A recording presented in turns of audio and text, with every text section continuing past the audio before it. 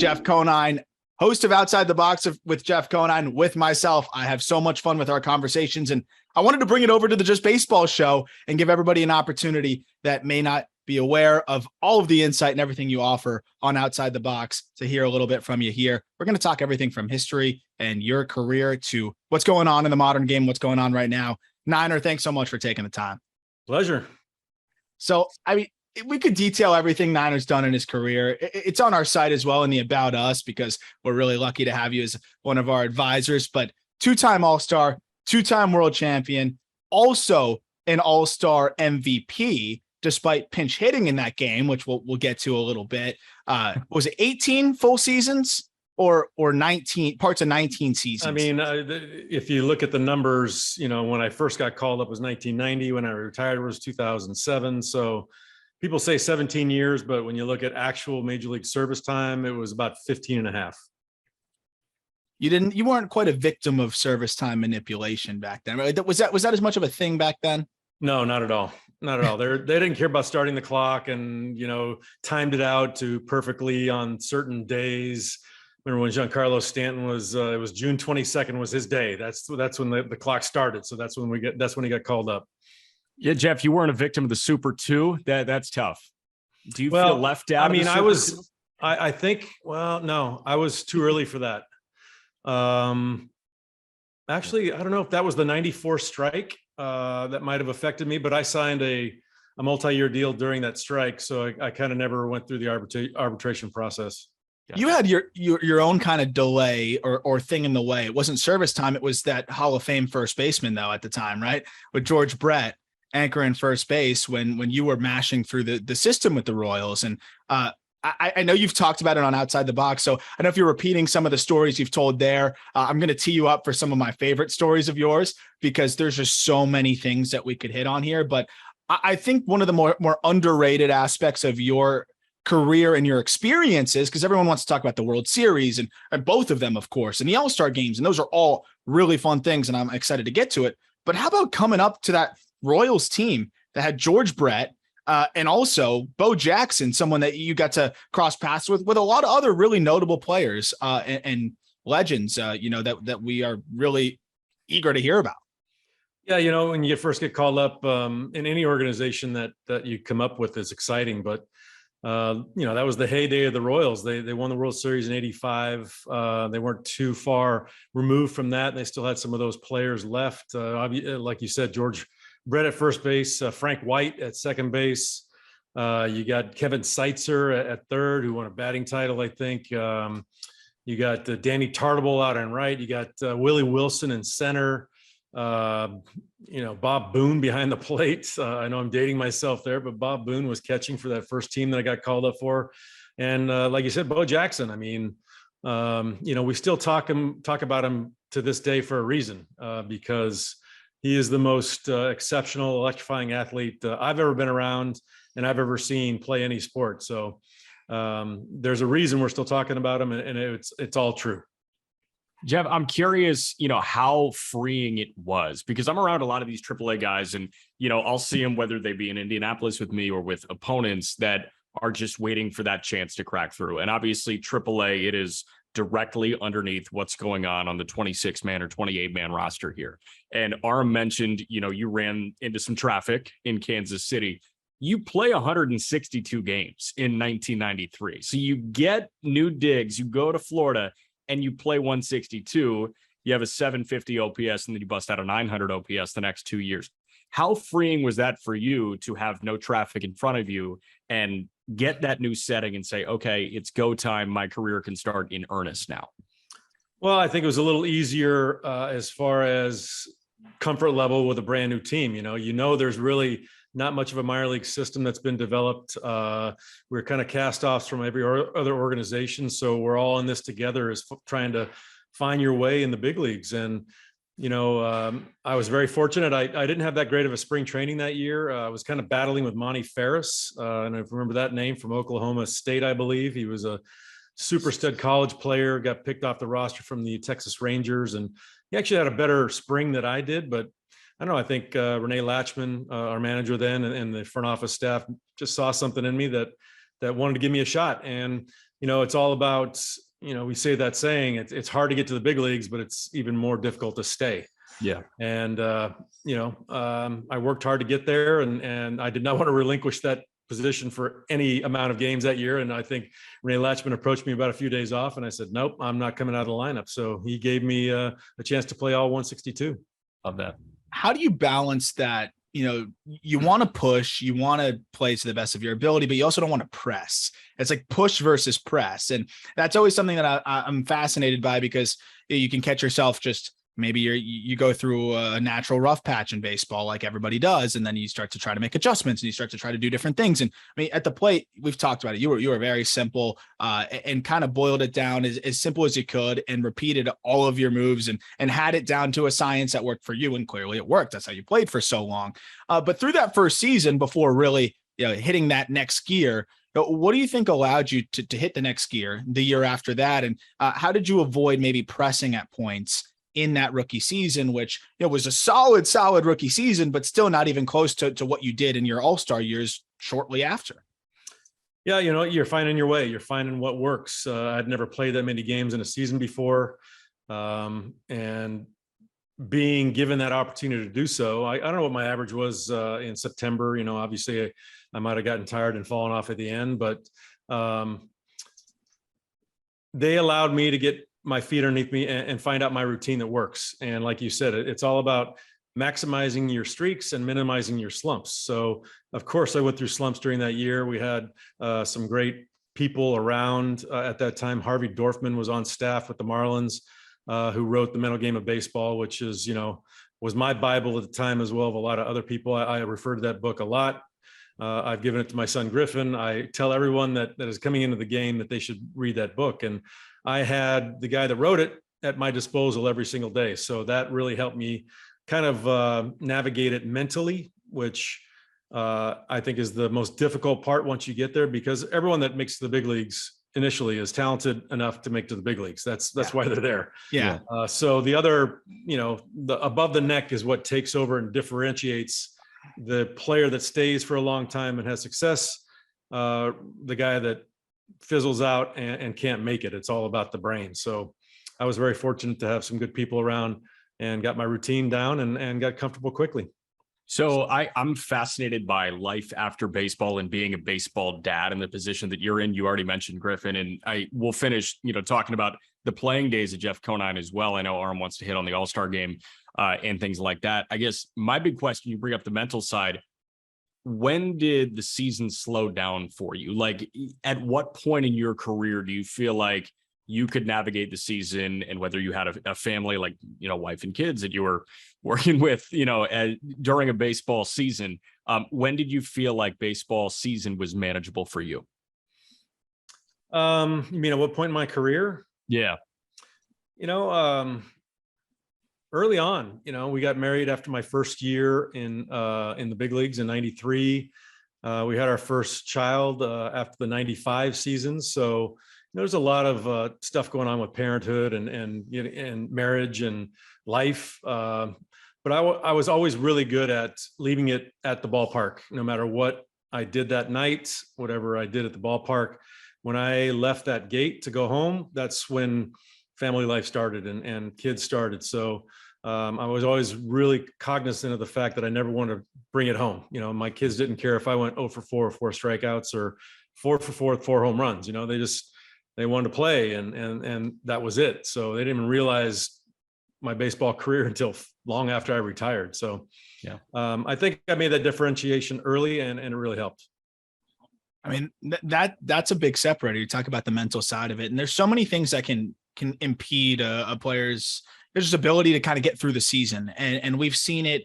I know this is something we've talked about as well in the past on Outside the Box, and very excited for you to provide this perspective, because you talk about, like, things that could be affecting you in your personal life, or having, your personal life under control like you did, and having a system that works for you and leaving it at the field, but also the environment that you play in and the environment that you're living in. How does it affect just your overall well-being? We look at these guys, we only know them as they're on the baseball field, and then disregard usually what they are off the field. 99% of their life is off the field for the most part, especially, considering you only play a few hours a day on that baseball field. And we've seen some guys, especially in the big markets. And that's why I wanted to bring this up, because I loved your thoughts on this, on Outside the Box, which, I mean, Joey Gallo is a perfect example. I'm not going to pretend to know, and we're not going to speculate what was going on in his head when he was in New York, but it's pretty clear. Very much struggled in New York. It was a tough environment for him. He was very clear about that. He didn't even want to go outside in New York because it was so difficult. We've seen it now with Isaiah Kiner-Falefa, who's been really good over the last couple games, but another guy that has really been mentally impacted by the booing and just the harassment that can come from very passionate or maybe overly passionate fan bases.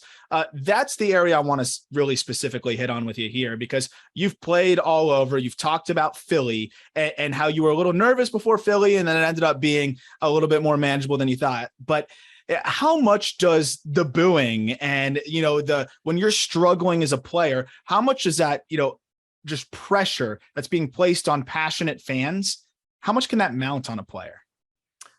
It depends on if you believe in that word pressure and if you actually let it get to and concentrate on it, because I've always believed pressure is just a made up word. What is pressure? Can you quantify it? Can you tell me what pressure is, what it means?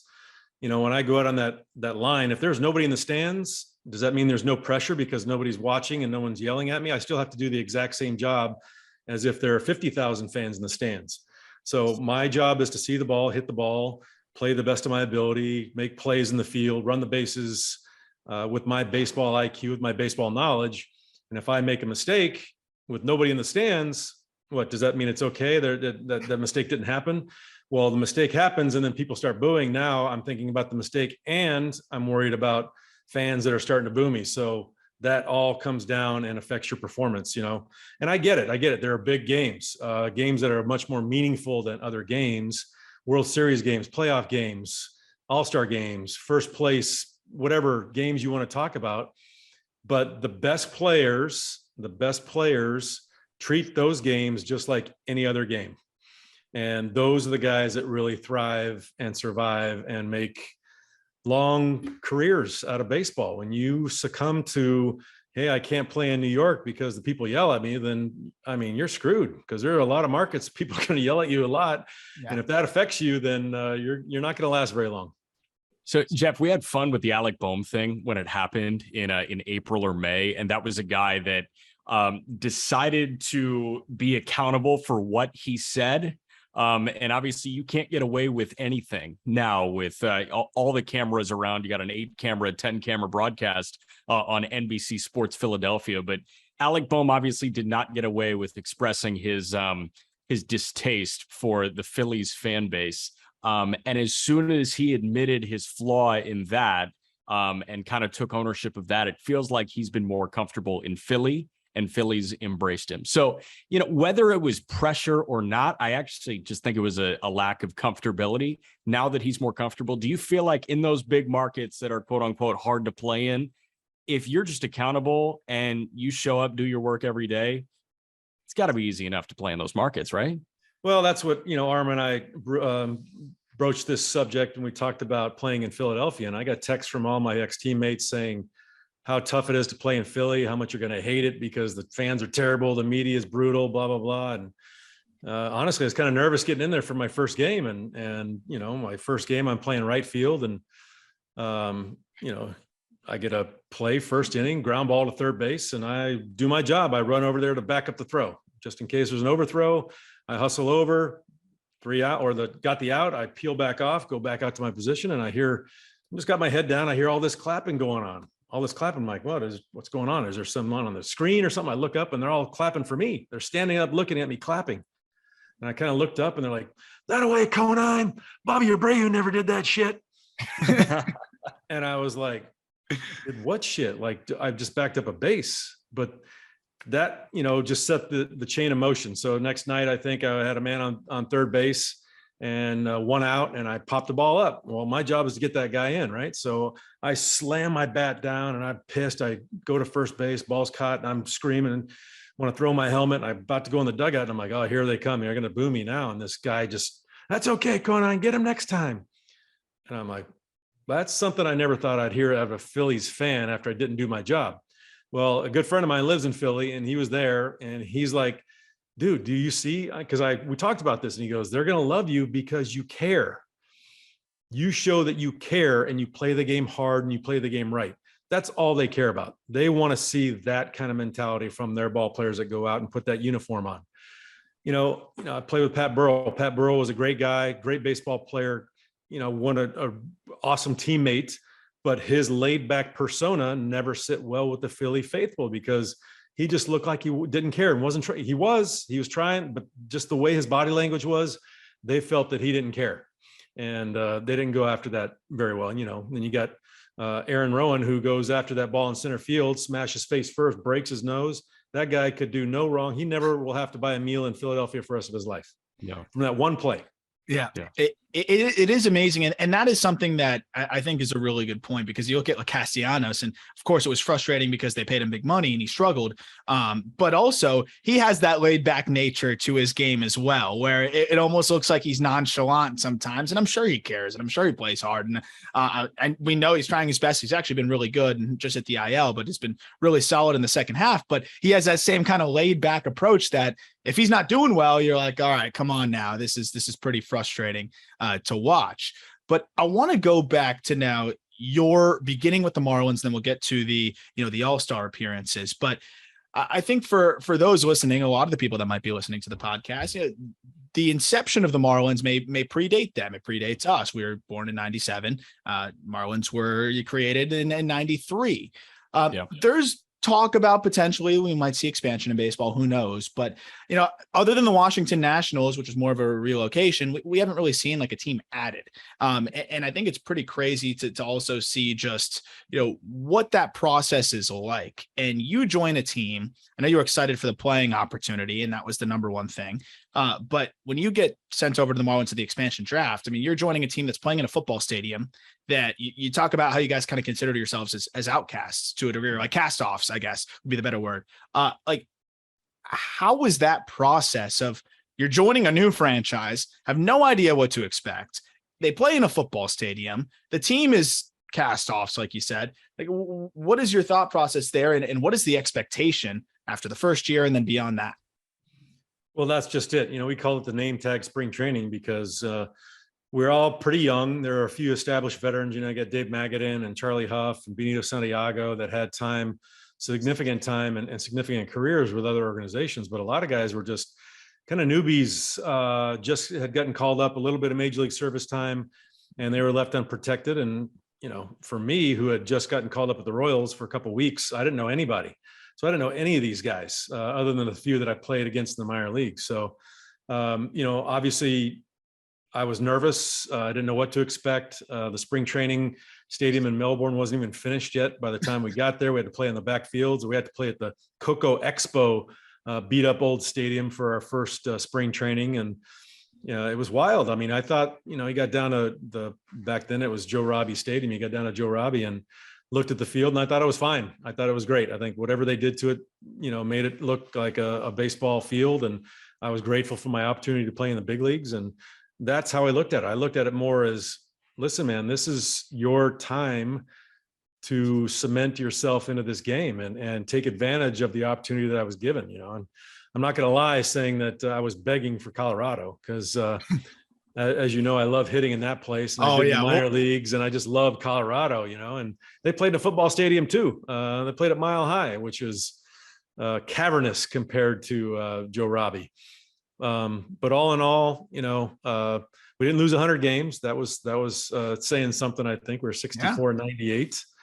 Nice. Brian Harvey saved 46 games that year, which is, I think, the highest percentage of saves of a team's win. I don't know if it's still the record, but it was back then. And, we had some, emerging players that would go forward and build on a little bit with the Marlins. Jack, I have a question for you real quick, actually. What do you think Niners OPS was in between Mile High and Coors combined? So just in Colorado. Have I told you this? Have we gone over this? So I listened to the Outside the Box where you guys started to talk about it, and I thought you brought up a great point, and it didn't really click until you brought it up, Jeff, and that's that Coors is a great singles ballpark because everybody's playing so deep. So I'd say the batting average is really high. Is the OPS right around 1,000? The OPS is 1250. Dude. The batting average, Jeff. the batting average is 415. Okay. And that is in over 140, 130 plate appearances. How about that? So yeah. Another one, you were in Omaha in minor league ball as well. And, the ball doesn't fly there like it does Coors, but you played at Rosenblatt, right? You got to call Rosenblatt your home ballpark. Yeah. What were the coolest ballparks you played in, whether it be minor league baseball or major league baseball? I will say there's some memorable ones, if you want to call them cool or not. They were awful, but I got to play in Old Tiger Stadium. That place was a complete disaster. But growing up, you watch the highlights of the '84 World Series and Reggie Jackson going over the roof and Mickey Mantle hitting the furthest ball ever at Tiger Stadium. You got those memories of what it was like, and I got to live it. And then you got the Kingdome, and I came up in a really cool era where I got to play in all the old ballparks and then got to play in all the new ones when they tore all the old ones down. So I think I got to play in like 43 or 44 different baseball parks. Yeah, I was a couple off the record. I think McGriff had 46 or 47. But I came in a great time. I missed Old Comiskey by like a road trip when I first got called up, and I never got to play in Milwaukee, the old Milwaukee County Stadium. I played in that one. So I think those are the only two that I missed. I would have had 46. I would have had just about all of them. But it was cool. I obviously love Coors Field. It's like that golf course, and you go out and you play it, and you could play Augusta and you shoot 120, and they're like, yeah, it's okay. But if you go to Seminole here in Florida and shoot 78, you're like, that's going to be my favorite golf course of all time. Yeah. The atmosphere is also awesome at Coors, though. No, it is. I mean, I love Denver. I love Coors, regardless of batting average there or not. I would have enjoyed playing there. Stadiums I didn't really like play. Dodger Stadium, to me, I don't get it. I don't get why all the hype for Dodger Stadium. Ooh. It was very difficult to play as a defender because back then the home plate was so far from the stands and it sloped. So the pitch is going through the stands and the people as it's going to the plate. So it's really hard to pick up the ball. And just that depth perception was always messed up. And the field was nice. The grass was nice. The clubhouse was not very good. And I thought the stadium was kind of ugly, actually, with all the faded seats and everything like that. They might have changed it out since then, but then you got Qualcomm was a football stadium. Yeah. That was so-so, but Petco comes in and it's phenomenal. Oh, yeah. San Francisco, you got Candlestick, which was a nightmare to play in. Mm-hmm. And then you got, I don't know what it's called now, but Oracle, AT&T was, I mean, it was gorgeous, That's one of my favorites. Phenomenal. Then you got the mausoleum they call the Kingdome, and then Safeco comes in and it's another beautiful, ridiculously awesome stadium. I mean, it was really cool being able to see, kind of the good and the bad of all these cities. Yeah. Of the stadium still standing, which is the least favorite that you had to go play in? Don't say Fenway. You can't. Okay, I won't. Next question. All right. Next question. Love that answer though. Fenway for a fan, great. I don't blame you as a player. Can't you hit your head on the dugout? Isn't that a thing?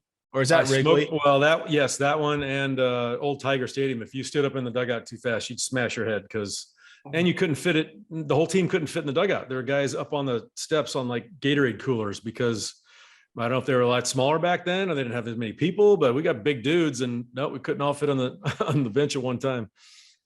I want to get to the AllStar Game.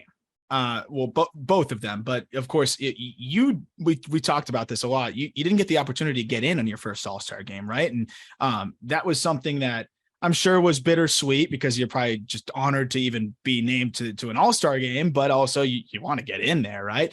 How did you manage not getting in that first game? And then, you finally come off the bench in the second game. Talk about not pressing and pressure being, kind of this ambiguous term. Well, if pressure were real, I think that would be the greatest example. After waiting a game and 3 quarters, you finally get an AB, and the rest is history there. I'll let you tell that story. But how'd you manage that first game not playing and then getting back there and finally getting that AB? Yeah. First experience I was in awe. I'm like literally a year and a half in the big leagues, and you walk into that locker room and you see the names that are on those jerseys, and how crazy it is to think that you are considered an equal to go into that locker room and be part of an all-star team. Was pretty crazy. So I was so giddy just being there. After the game was over, it stunk that I wasn't able to get into that game, and it was one of the most phenomenal games at the very end. I think Tony Gwynn scored the winning run in the 9th inning. It was an awesome game. So I was a fan. I'm sitting there on the bench watching it as a fan. I had the best seat in the house as a fan. And I was bummed I didn't get out. I got all the questions afterwards, especially when I got back to Florida. Oh my God, you didn't get in to the game. We hate Jim Fregosi. It was a whole big campaign of hate when I think we played him right after the All-Star break too. And the fans are booing him and everything. And I had no animosity toward Jim Fregosi. I knew that if the situation would have come up, I could have made it in the game, but it didn't. So fast forward the next year, we got Philippe Alou as the manager, and he went through that same situation that I went in. He was named to an all-star team and didn't get to play one time. So he's like, that's not going to happen when I'm managing. Everyone's going to get into the game at some capacity. So, I didn't start, but my name gets called in the top of the 7th to bat for Ron Gant, and Fred McGriff is at the plate with 2 outs, and he ends up striking out. So I go back to the dugout, and I got a lot of time to think about it, but I'm watching who's warming up, and it was Steve Ontiveros from Oakland, and I'd never faced him. So, Matt Williams is standing right there, and they play each other in the Bay series back then. I think before the season starts, like the end of the spring training, they played the Bay series, and he knew Steve Ontiveros and had faced him. And I just he gave me a little scouting report. He goes, "Hey man, he loves his cutter. He'll throw that cutter right away, throws his cutter. It's a good one. And his other stuff is so-so, just look for the cutter." I'm like, all right. So that's what I'm talking about. Pressure, right? When you're focused on the task at hand, what you're really focusing on doing, what you're trying to accomplish, you don't have room for all that other stuff to flood back in. So when I got in the box, I'm like, all right, I'm looking for a cutter. I'm going to take the first pitch, see what he's got. And he throws me a cutter, sure enough. And it was a pretty good one. It was high. I'm like, all right, 1-0. So I'm like, I step out and I'm like, I think I'm going to take another one. And I'm like, and then I change. I'm like, before I step back, I'm like, no, you know what? He might throw me something good. I've seen one already. I'm going to look for it again. He might throw me something good, something I can handle. And boom, I saw it and I reacted to it. That was it. There we go. And when you won MVP, you get a really nice car, right? Yeah. Super nice car. Super duper nice car. That's what they do, right? That's what they do now, right? You get the now. And you get like lots of money and cars and everything. Well, back then, you get a high five. That, and they donated an Astro van to. It was, obviously Special Olympics was the beneficiary, but it was in my name that Chevrolet donated an Astro van. And then like 2 years later, someone's getting handed the keys to a brand new shiny Corvette. And I'm like, whoa, wait a second, man. Yeah. And they probably still donated the van to the Special Olympics. Yeah, of course. Right. Especially year 3 in the show. You want the Corvette. If it was like year 10 or 11, you'd be okay. But year 3. I wanted that car so bad. Man, I'm sorry. That's all right. So that happened in 95. You call it a career at the end of the 2007 season. What was 2008 like? Because obviously, you're a guy who was playing baseball his entire life. Your first year not playing baseball, how shell-shocked were you? Like, how did you fill your days? You know what? It wasn't, my contract was structured in 2006 that if I got a certain number of plate appearances, then 2007 would automatically kick in. So I knew if that happened, 2007, either or, if I didn't get my plate appearances or I did, 06 would have been my last year, or 07 would totally be my last year if that actually kicked in.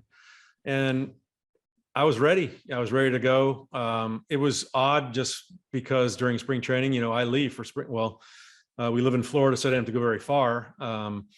But I always had spring training. So it was like, wow, February 15th, I'm at home. March 15th, I'm at home.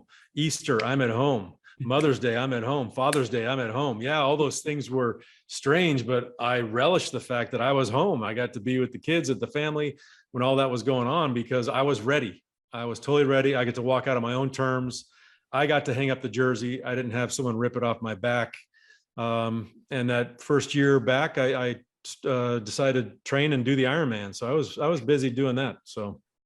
Yeah, briefly on that before we get to a couple more things. You can see it right there. That's the jersey. Yeah. There's the Ironman jersey over there. I still to this day will never actually believe that it's possible to complete an Ironman unless I watch you actually do it. So I still don't believe you actually did it. I feel like you cut a corner somewhere there, because what is it again? Can you say what it is on land, water, and then bike? Swims first, 2.4 mile swim, 112-mile bike, and then a full marathon, 26.2. I couldn't do one leg of that in a week. No, and there was no like Rosie Ruiz type thing going on here. Like, you didn't Subway any of this. I wish I could have, but I didn't know. And it was insane. I remember my first swim, a training program, and my first swim was a 500-meter swim right here in Weston at a pool. And after 25 meters, I was hanging on the side of the edge of the pool thinking, oh my God, I have to swim over 4,000 meters to complete in the ocean. By the way, I can't like get tired and hang on the edge of the pool or the lane line. I have to swim or drown. So that was the most fearful. Everyone says, oh my God, that must've been the worst. It really wasn't, because it's only 10% of your day, So once you get through the swim, well, you got a nightmarish bike in the Big Island, very windy and very hilly. And then of course, at the very end, you got to run a full marathon after doing all that other stuff. I honestly would have, if they pitched that idea, I'd be like, nobody can actually do that. You're not going to have a competition that's not humanly possible. It blows my mind that not only yourself, but a lot of people finish it. It's a small portion of our population, but more people than I would think could possibly do that. But hitting a baseball, I still would say, is the hardest thing to do in sports. And, you were able to do that at a very high level against some of the best to ever do it. We've talked about facing Mariano. We've talked about facing, some of the more dominant pitchers that you were able to face. I mean, you've seen how many Hall of Famers, dozens and dozens and dozens, some more difficult for you than others. What you have not had the chance to face, was probably a good thing, is Jacob DeGrom. And we were talking a little bit before we recorded about how Jacob DeGrom is just, I feel like something we almost have never seen. From the velo perspective, he literally is something we've never seen from a starter, but stuff-wise, also just insane. I want to broach this into a larger conversation about where the game is at today and hitting in general, but I want to start specifically with DeGrom. And in your experience, obviously you haven't gotten in the box against him, but you can relate to it more than any of us can, or anybody listening to this can. What is he doing on the mound, and how unique is it compared to anything you even saw in your 20 years in professional baseball? Yeah. Well, for one, we had a handful of pitchers, maybe not even a handful, that could break 100 miles an hour when I played. If you broke 95, you were something special. There were a few that right to the tail end, the guy from the Tigers that was around forever. Zumaya? Yeah, Zumaya was one of those aberration guys. You're like, oh my God, triple digits was crazy. Billy Koch, the closer for Toronto, was in the low 100s pretty consistently. Rob Nen, the guy that I played with, was 98 plus. But other than that, I mean, it was so few and far between to face that kind of velo that, nowadays everybody out of a bullpen throws 95 miles an hour. Everyone. It's crazy how everybody can throw 95 plus. When I first broke in the league, major league average fastball was about 89 miles an hour. And I think last year I saw was 93.7 was average major league fastball. So you're talking 5 miles an hour. That is a significant difference when you're standing at the plate. For me, watching 90 compared to 95, that was light years apart. Now you're going from, 95 to 100, even 103, 104, some of these guys are throwing. It's pretty mind-boggling. So when you look at DeGrom and the purity of his mechanics, which allows him to place the ball where he wants to. I mean, it's a very smooth delivery for what is coming out of his hand. I mean, it's insane. the arm speed, the hand speed, the wrist snap when he breaks off that slider. It's you know, a generational talent. I just wish, you know, when you go for comparison's sake, he's got to stay on the mound. You know, it's and you understand how the arm just can't take that kind of stress the way it used to. These guys could pitch, you know, nowadays a workhorse is 200 innings. Like if you break 200 innings, man, wow, that's like, very few in the league get to do that. When I played, you had guys throwing 280, 270, 280, 290 innings. And back further from me, it was 300 was like the benchmark. You had guys throwing 320, 330, you know, making 38, 40 starts. That's even more mind-boggling to me, that 200 is now the benchmark and pitch counts are the benchmark, where back in the day it was. And, you know, I think some of these guys back in the day had more complete games than you'll see in the major leagues nowadays in 2 years. One guy will have more complete games than 2 years full of big leagues. And that includes every staff in the big leagues, which is crazy. So there was a stretch of 4 years. And I got into this actually last night during a ball game. It was, you know, Randy Johnson from 99 to 2002. And that was 4 consecutive Cy Youngs. Randy Johnson, his complete game totals in that 4-year stretch, 12, 8, 3, 8. And he was over or flirting with 350 strikeouts each of those 4 years. He was over or flirting with 250 innings each of those 4 years. And you think reign of pure dominance. You think end of Sandy Koufax's career, which is way before our time, you know, all 3 of our time.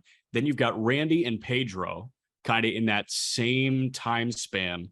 And then DeGrom right now, but he can't stay on the field, like you're saying. Was Randy the most dominant pitcher you've ever seen, or what you're seeing from DeGrom right now more dominant than that? I would say Randy, just because, like you said, he's out there 33 times a year, 35 times a year. Probably back then it was 35 starts, and he made them, you know, and he was very imposing physically. You know, he's 6'10", almost looked like he was shaking hands with you when he released the ball. It had a weird arm angle, like low 3/4 coming at you with, you know, I was victim of a George Brett day off when we were in Seattle, and Randy Johnson just come over from the Expos, and George got Randy-itis that day, and I got to play first base, and I could see why, man. I was shaking my boots. I thought my head was in jeopardy on the other side of the plate. I can't even imagine when a lefty at that time, when he had no control, was, because he's throwing 100, legitimately 100 with a wipeout slider, and didn't really know where it was going. So as a lefty, no chance would I step in that box against him. I can't imagine. And we were talking about the numbers not so long ago, because he's somebody that in the minors had no clue where it was going. And then even in the early parts of the big leagues had no idea. And then really just turned into such a really solid pitcher. I want to ask you about, we talk about how swings and misses and the way the game is trended. And you know, a lot of that is because there's a lot more Randy Johnson-esque players who either throw it 10 feet high or throw you a hammer breaking ball that gets the outside corner, or a fastball with ride in on your hands. And it's like, it's either walk or strikeout. How much of it is on, I guess, how much of the onus is on hitters? Because we talk about, you know, all you hear about is exit velo and launch angle, but also you just talked about it. Fastball velos are up 5 miles an hour across the board. Breaking balls are nastier than ever. And you're seeing changeups in the low 90s. Stringing together hits is as hard as ever. Baseball is getting better at the bat to ball department. Strikeouts are going down, and we're kind of seeing a cycle a little bit. But how much of the onus is on hitters and approach versus just pitchers being so damn nasty, in your opinion? I think it's gone a little bit of both ways. But I think the whole, you know, Statcast era has put a premium on hitting the ball in the air and not making contact as much as, you know, back when I played, I hated striking out. I didn't want to strike out. And my job a lot of times was to put the ball in play so I could advance a runner with a guy on second base. I always look to get a guy over with. And if there's a guy on third base, I'm trying to get a ball in the air so I can get a sac fly. I mean, there was stuff I was trying to construct with my at-bats every single time, but I don't see that anymore.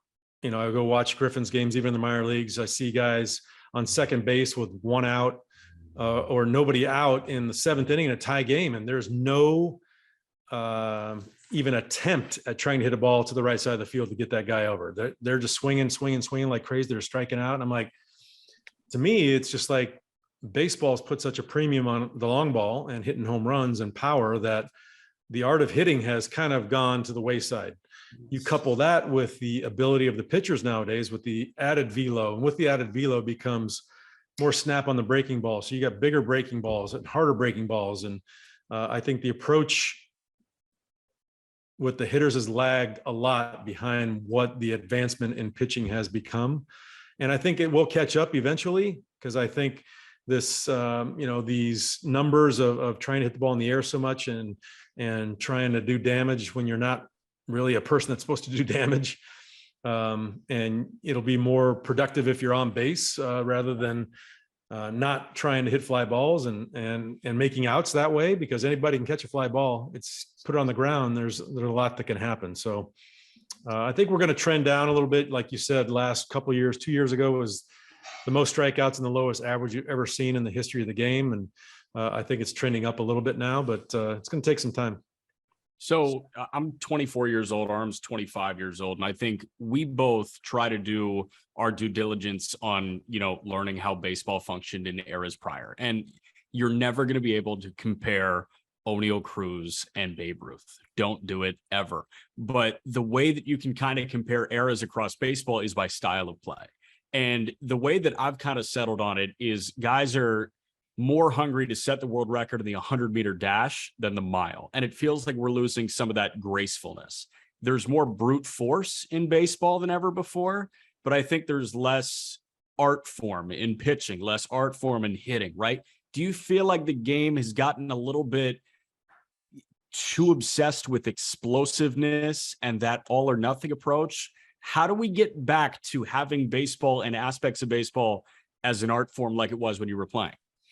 That's a great point. It is kind of a jam it down your throat mentality right now, both on the mound and at the plate. And, I miss the game the way it used to be. Well, the way I played it, the way it used to be played, with base running and stealing bases. You don't see hardly any stolen bases anymore. The base running is atrocious. You got guys that just go station to station. They're not even looking to take that extra base. They're not even trying to be aggressive and go from first to third or from home to second on a bobbled ball or anything like that. That's, to me, is where the beauty of the game was, where the guys are trying to look for that little hiccup and take advantage of it so they can get to the extra base and they could score that run. I think it's become more of an individualistic game right now. I'm going to get my stats. I'm going to get my things, my home runs, my whatever. And hey, if the wins come, the wins come. But we were taught to win games. We are all collectively trying to put this machine together to win baseball games. And, I miss that. I miss watching the way a game's constructed. And, and now with the universal DH, you don't see the managers in the National League being able to make their moves strategically anymore. It's just, hey, I'm going to throw my guys out there and, pinch hit every once in a while. And you can't even make, pitching matchups hardly anymore because the clock's on and now you got to face three batters. And it's a much different game, both rule wise and style of play than when I played. I will say, and there's an encouraging aspect to this as well, is, we're seeing some of the best teams in baseball. We talk about it being cyclical. Some of the best teams in the win-loss column are teams that strike out the least. The Cleveland Guardians are first in that department. They're probably going to be a playoff team at 18% strikeout rate. But the New York Mets, and that's a team I always highlight because the New York Mets are full of guys that grind out ABs and get on base. And they've got their big boppers in the middle, Pete Alonso, but even Pete Alonso is not really a big strikeout guy anymore. Like, he's really cut that down. They're second least at 19.7% strikeout rate. Then the Houston Astros checking at third. And we're talking about three of the best teams in baseball. And then you look at the Dodgers, they're 11th. It's not like they're an all or nothing team there as well. How confident are you? I mean, you've seen baseball, go through a lot of different phases. And, sometimes it takes getting to the point and to the brink of what you're talking about with the frustrations of some of the lost aspects of the game to kind of get back to where you need to be and find that middle ground. I think power is obviously going to be really important always because it's easier to hit one home run than multiple doubles or a double and two singles or whatever it may be.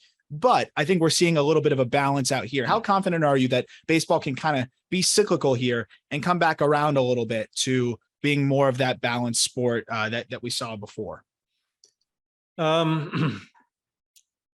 I see it a little bit. I think the jump into analytics, I don't know, 7-8 years ago was immense. Like everyone just jumped into it and just put so much emphasis on. I mean, I think like the Astros just totally blew apart their scouting department. It's all computer stuff after a while. But then you saw teams that still had a good mix of both human elements on the field, out in the field, scouting players, because a computer can't tell you makeup. A computer can't tell you what a guy does in a certain situation, how good a teammate is he, and all these things are very important to, if I were constructing a team, what I look for in a player. If I'm looking at a guy that's just on the computer, man, he's going to light up your stat sheet, or no, is he going to be a good teammate? Is he going to help out the young guys in the clubhouse? Is he going to go pout in the corner, or is he going to get on somebody for not making a play out in the field? That's the kind of player I want, along with the skill set. And I think it's getting back there slowly, but I don't know if we'll ever see that kind of game again that was played 20 years ago. It's crazy. We're entering a new frontier. Jeff, because look at the rule changes. You can't knock over a catcher anymore. You can't take out a second baseman anymore. These rule changes have literally changed the game. Yep. And we're doing all these things to keep people safe, and we're trying to cut down time of game, which I think the time of game are still longer than they've ever been, where they put all these measures in to try and shorten it, but nothing's happening with shortening it because no one's throwing enough strikes. If you get the ball on the mound and throw strikes, things happen. Your game's going to be under 3 hours. So seeing it firsthand in AAA with this pitch clock and just being around it every day, I can, certainly testify to that. And I know that Griffin, your son, can as well, being in AA with the Marlins. I think the real time of game and the perceived time of game are very different. The Indianapolis Indians played a game in Charlotte earlier this year where there were 17 combined walks, and the game still ended at under 3 hours. So thank God for the pitch clock in that regard, right? Like you got a sub 3 hour game with 17 walks. That game was so miserable because there were 17 combined walks. Right. So do you feel like it has to do with the actual style of baseball that's being played? If the style of baseball was a little bit better, less people would be complaining about time of game? I think so. Yes, for one. And I went to the same thing. I went and saw Griffin in Pensacola, and it was one of those games where, a lot of walks and just delay, whatever. And I thought, damn, that's a long game, but it was under 3 hours. And I'm like, holy crap. And he said, that is the longest game we've played, like by far. And I'm like, it wasn't even over 3 hours. He's like, that's the only game close to 3 hours we played all season. Yeah. And the next game was like 2:19. The next game after that was 2:21. But they were offensive games. It was 8-6 or whatever. In those games you would expect, hell, we got in the big leagues 3-1 games that not that many walks are still 3 hours and 20 minutes long. It's like, damn, if you're not going to have offense, at least make it a quick game. When Greg Maddux pitched, we were out of there in 2 hours every single time. Yeah. That's the one guy I actually wanted to ask you about before we call this, because there's a kid that Jack actually wrote this story up, and it was awesome about how George Kirby is basically everything that baseball needs. He's throws 100, but also pounds the strike zone, walks nobody, works quickly, ton of fun. We're seeing more pitchers start to work quickly because a lot of infield coaches have really emphasized how much that keeps your infield on their toes. And again, it's something that we're starting to see make its way back into baseball again. You don't see the human rain delays, at least as starters. The relievers are still kind of human rain delays, but we're seeing starters start to work quicker, especially in the minor leagues. We saw some guys really work really quickly. But Greg Maddux, I mean, the way he pounded the strike zone, but also was still so hard to hit.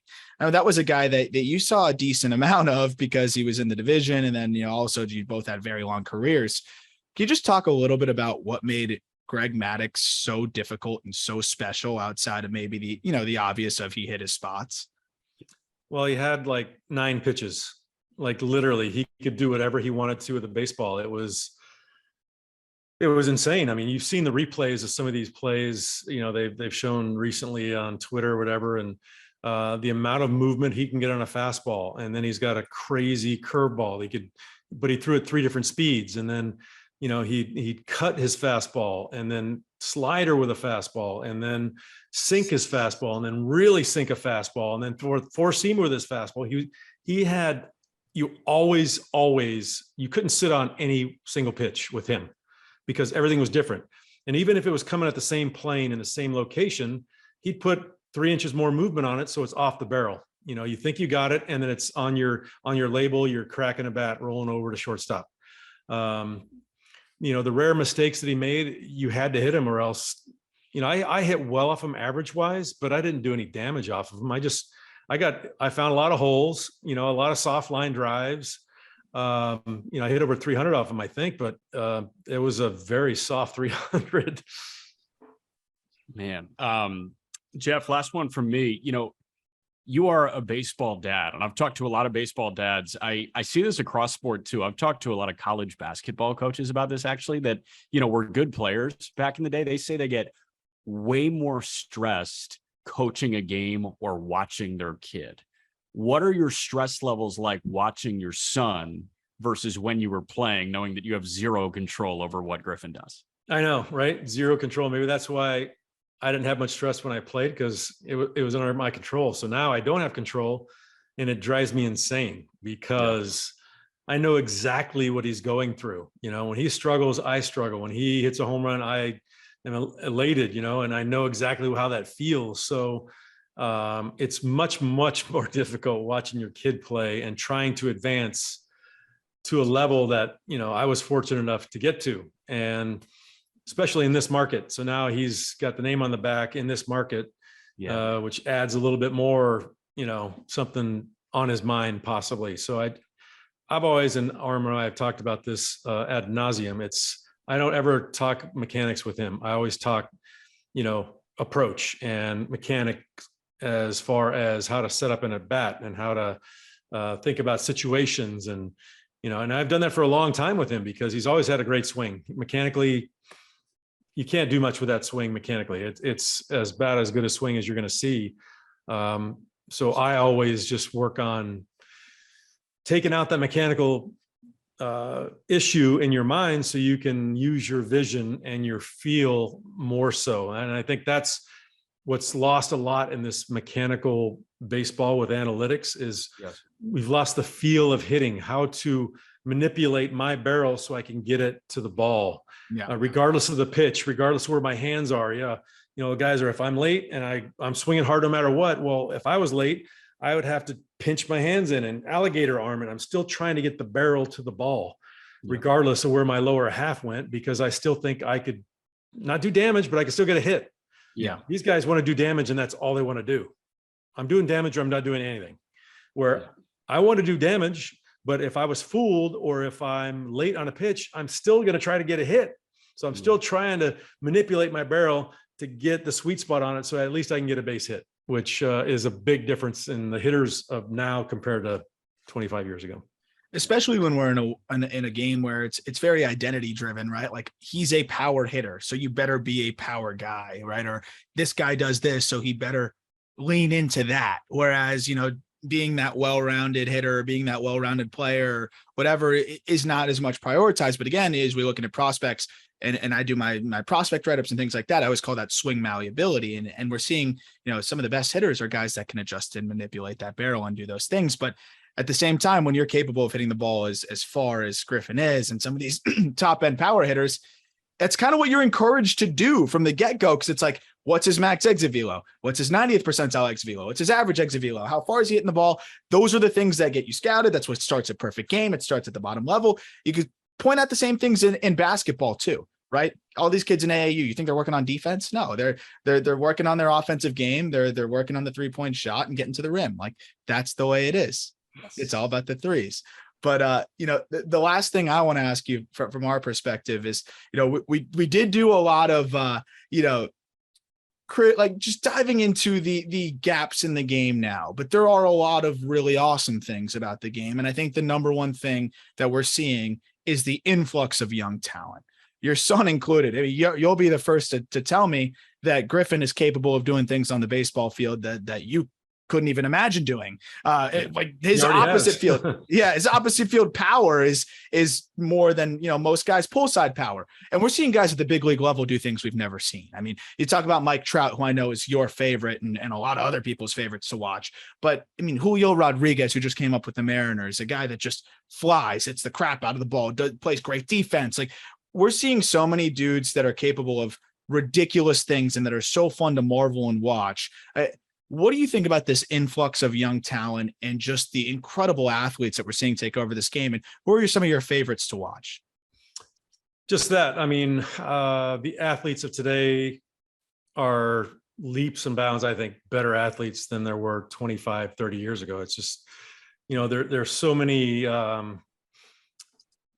youth baseball is so much more competitive. So you're seeing a high level of youth baseball early on. These guys have to get better just to be able to compete at that level. I had Little League. I played Little League like 4 months a year. That's it. That's all I played was Little League, Then I went to my high school season. I played high school ball. I had 20 some games in high school. That's what I played. Now these guys are, which is a good and bad. They're not able to be kids and go play other sports and do things, but they're going to get much better at baseball because that's all they're doing from age 10 until whenever they retire, So you see how much better they are, how much more powerful they are. The training techniques, the nutrition, all this stuff is leaps and bounds over, and I've told you this when my first big league spring training with Kansas City, we had off the training room, there was a room that had one multi-station universal gym with the pins, and the plates, and it was a pull down, it was a leg press, and it was a bench press. And they might have had a pull-up thing. That was our weight room. That was it. They discouraged weightlifting because they thought it tightened you up and made you slower. That's where I started, and nowadays that is, of course, an absurd way to look at athletes and training, but that's what we had. So, the players today are just, they're marvels. They're marvels to look at and watch play, and the arms and the speed and the power. The power is ridiculous. But I still would love to see that mixed with the old style game and have them come together and do that. Then you see, you see a Griffey, and you see some of these superstars that we had when I played that knew how to do all those things, but still had that ridiculous athletic ability that would wow everyone at the same time. The first thing on my agenda every day in A-ball last year was unlocking the door to the weight room at 9 a.m. when I showed up every day. So that's what these guys got to do. It's crazy. And if you don't, you're falling behind. Griffin works out constantly. I admire his work ethic like crazy. It drives me nuts. Sometimes I just want to hang out, and it's always got to go work out.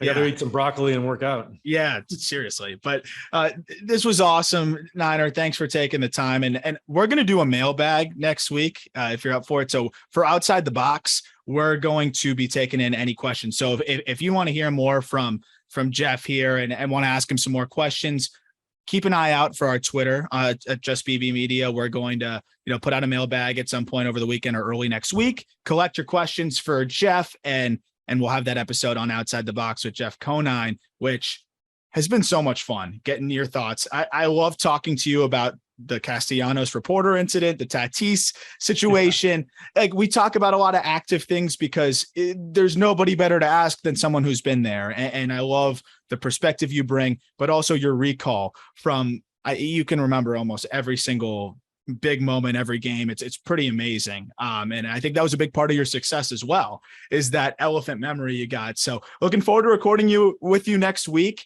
We'll have those questions coming in, and I'm really glad we were able to get Jack in on this now and get you on the Just Baseball show.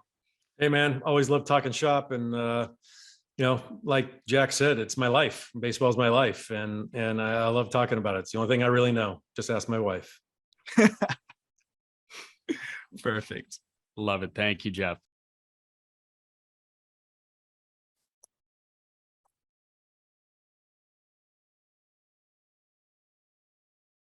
Friday, September 9th, it's the Just Baseball show. I'm Aram Layton.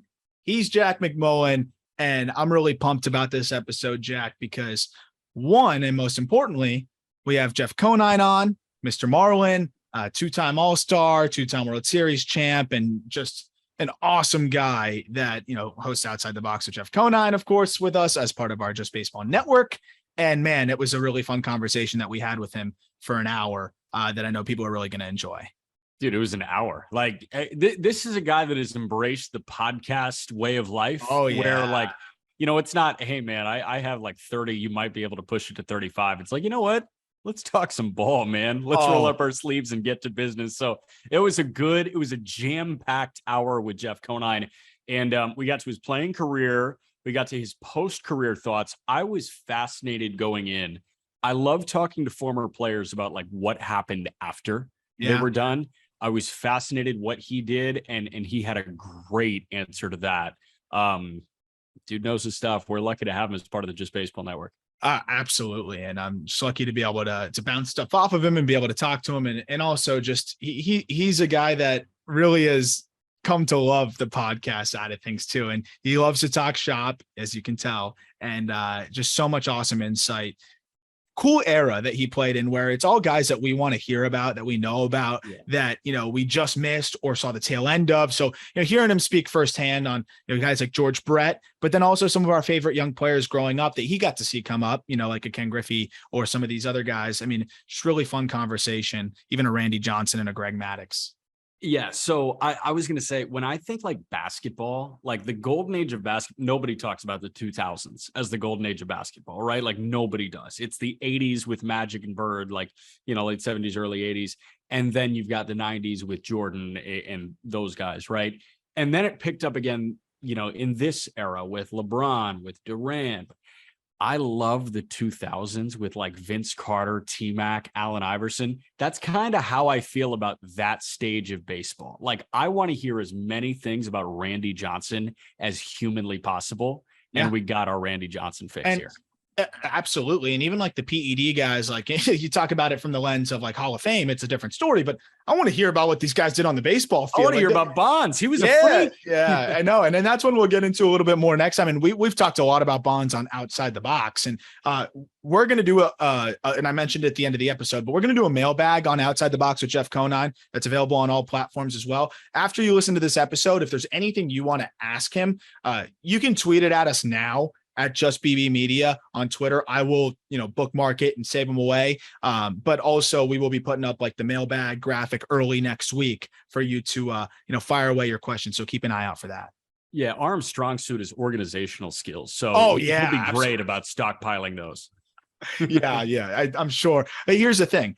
My organization skills stink, but my Twitter skills are great. One's got to give. I think Twitter skills take precedent. I will be all over it. But I am the least organized guy you will ever find. And fortunately, you can't see my closet. You can't see the rest of my room. We'll pretend it's very organized right now. But one thing I am not, Jack, is a liar. Is a liar. I am not a liar. Doug Gottlieb is a liar. And we talked about this, man, because we came out and we said, we're like, this is a load of crap. When Doug Gottlieb, and for those who might not know, I'm not going to give like Doug Gottlieb like a background. I don't really know who he is in terms of like his whole back. I know you do. Yeah, I'll leave that to you. But Doug Gottlieb, was it on a radio show that he said he reported this, right? Tweeted it. He just tweeted it out of nowhere from the hip. For those who might have missed our episode, this was maybe months ago, right? When Freddie Freeman went back to Atlanta, there was a lot of emotions. There was a lot of things going on. I'm sure there was a lot that he had to just get through. He talked about it more recently, how it was the closure that he needed, but there was nothing there. He never said anything about, anything that corroborated the report from Doug Gottlieb, which was that Casey Close, Freddie Freeman's agent, who was let go. So of course it kind of helped the narrative a little bit, withheld the Braves' best offer from Freddie Freeman because it was less than the Dodgers' offer. And he knew that Freddie Freeman might take it, which would mean less money for Casey Close, essentially, is what that was implying. It just wasn't true. And Casey Close was very quick to, again, one of the most successful agents out there, was very quick to say, this is not true at all.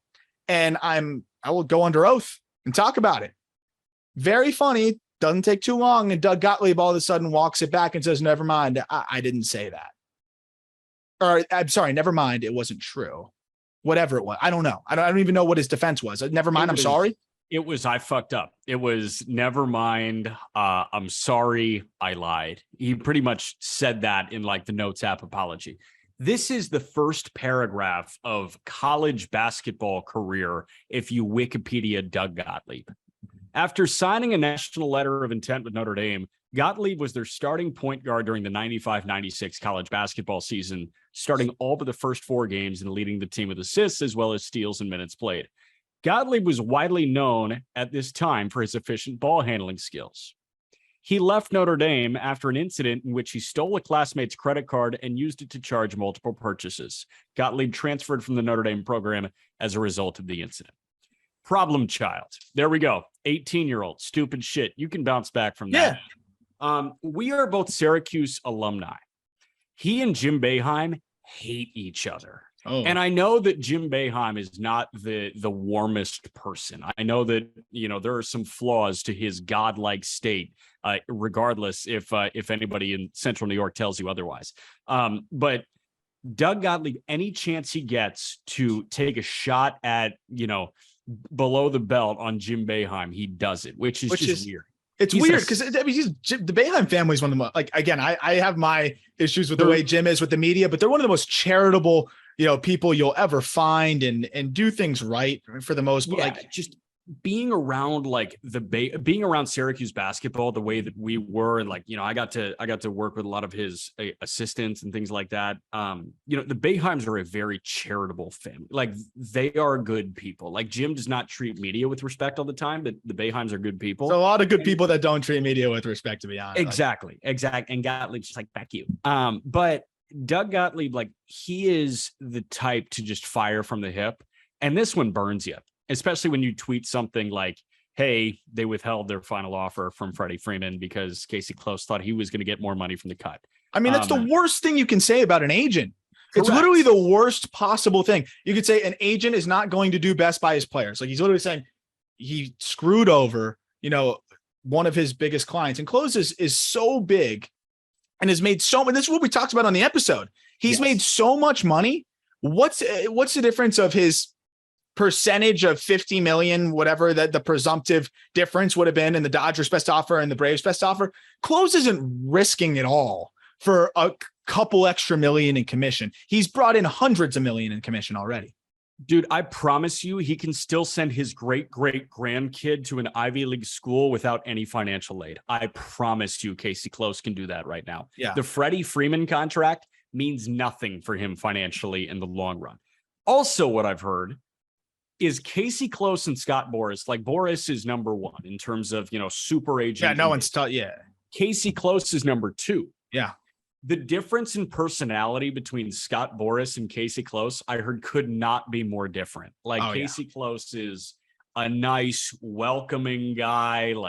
He's I don't want to say wholesome, but he is the guy that you feel like you can genuinely trust. But even if he told me Scott Boras did this, I would have been like, no, he didn't. No, he didn't. Correct. Because it doesn't matter to them. Doug Gottlieb is a guy that has always hunted controversy. He hunted controversy and he got fucked by it. And I'm so happy that he got fucked by it. So, and I'm glad, because this kind of closes the book on the Freeman situation in Atlanta. Yeah, dude, just suck it up. You're in LA. And he has, and he talked about it. He's like, it gave me the closure I needed. And he's really been great since then. Right. He worked through it and he's good. But now this kind of puts this whole thing to bed. But what's so funny is, Gottlieb could have really been put in the dirt, to the amount of money that he could have been sued for, because Casey Close could really say that it impacts his career, and it would be for almost every penny that Gottlieb owns, based on, what we know about defamation and what that implies and what that can do to him. So I just imagine a Doug Gottlieb on his hands and knees, please don't sue me. Please drop the case. I'll issue whatever. You can write up the apology and the retraction. I'll do whatever you want. And it's just kind of funny. I don't like dancing on people's graves. Again, we don't like to be harsh on, especially other people in the media. But if you're going to be intentionally spread misinformation and attack people's character, that's where you lose my respect and benefit of the doubt. And I'm going to make fun of you and have fun with it. So that's what we're doing right here. Yes, we're dancing on his grave, and it's a good time. Yeah, we're shimmying a little bit. Anything else? I don't think so. Let's get to Jeff Conine. Here is Mr. Marlin, Jeff Conine, and just an awesome conversation. Hope you enjoy.